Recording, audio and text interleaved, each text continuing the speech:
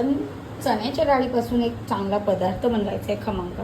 त्यासाठी मीठ लागणार आहे, अद्रक लसूण पेस्ट लागणार आहे, लाल तिखट लागणार आहे, जिरा धनापूड लागणार आहे, हळद, सुक्कं खोबरं, त्यानंतर लाल मिरच्या, कांदा, कोथिंबीर आणि चण्याची डाळ भिजलेली रात्रभर भिजत ठेवूया. त्यामध्ये अद्रक लसूण, जिरं, धनापूड, मीठ, एक हिरवी मिरची आणि हळद आणि कोथिंबीर. याच्यामध्ये आपण दही टाकून हे वाटून घेऊया. 1 चमचाच दही टाकायचं आहे. पण दही टाकून हे वाटून घेऊया. मध्ये आपण 1 चमचा दही घेऊया. बघा किती घट्टसर आहे आणि वाटून घेऊया. एवढं बस झालं. चला आपण थोडंसं तेल टाकूया वाटण भाजायला. तेलामध्ये सगळं वाटण आपण भाजून घेऊया. हे भाजून घेतल्यानंतर असं वाटण करायचं आपल्याला.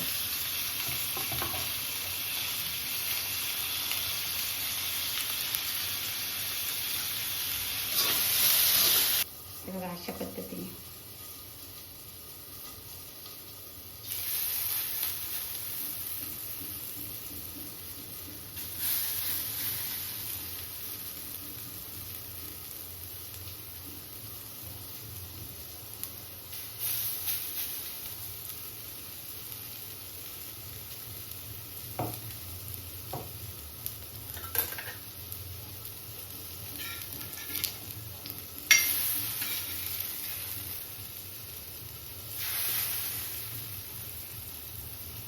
हे बघा एक साईड झाली आहे, दुसरी साईड पण आपण भाजून घ्यायची आहे.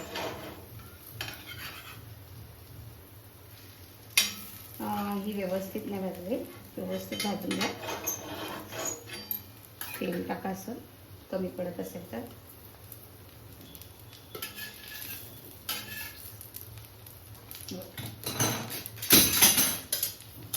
दोन्ही साईड भाजले असेल तर आपण काढून घेऊया प्लेटीत.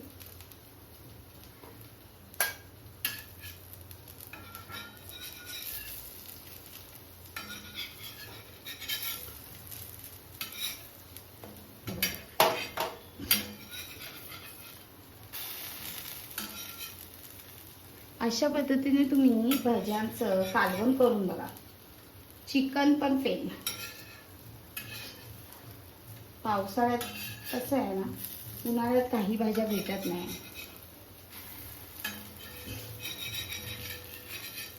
जास्त बघा भाजून झालंय, थंड झालं. मिक्सरच्या जारमध्ये टाकू आणि याचं वाटण. कढीपत्ता अशा पद्धतीने, टोमॅटोची फोड टाकायची आपण आणि टोमॅटोची फोड तेलामध्ये फोडणीला. वाटणामध्ये नाही टाकलेलं आहे, वाटणामध्ये नाही टाकलं आपण टोमॅटो. ते आता व्यवस्थित भाजून घ्यायचंय तेलात. आता आपण वाटण टाकायचंय, जे वाटण केलेलं होतं ते. थोडंसं पाणी टाकू, कारण का भांड्याला लागू नये, करपू नये म्हणून.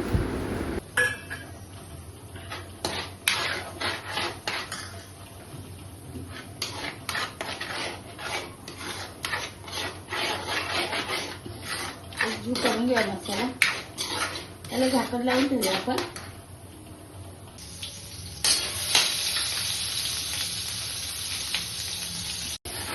चांगला हलवून घेऊ.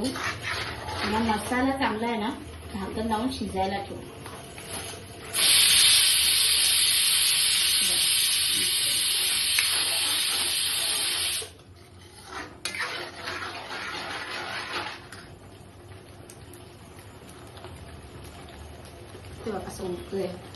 घाटावरचा पदार्थ आहे, याला बोलतात वाफ वड्यांचं कालवण. याचं नाव आहे वाफ वड्यांचं कालवण. आता हे व्यवस्थित भजे उकळले, चांगले शिजलं ना. शिजलेले आहेच ऑलरेडी, पण जरा त्यामध्ये झिरपून द्यायचं ते जे पण ग्रेव्ही बनवले. तर मी प्लेटमध्ये काढून तुम्हाला दाखवेन. अशा पद्धतीने रेडी आहे. तर वरतून आपण कोथिंबीर टाकूया. गॅस बंद करून. तुम्ही हिला भाकरी सोबत खाऊ शकता, हवं भातासोबत खाऊ शकता.